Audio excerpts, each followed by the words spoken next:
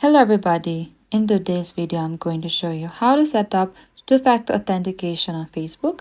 So firstly, you need to open to your Facebook app and select three-lined icon in the top left. And from here you need to select the settings and privacy and tap onto the settings again.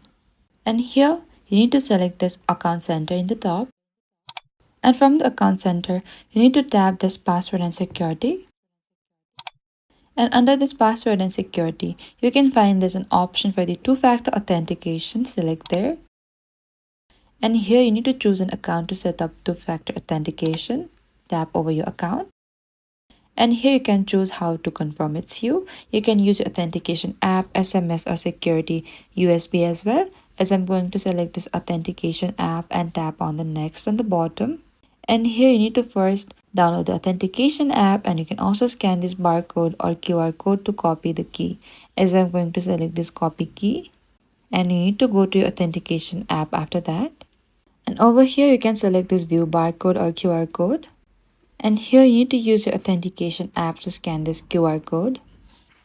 And over here you need to select this enter code on the bottom there. And here you need to enter the code sent to your authentication app, and after you're done you can select this next on the bottom.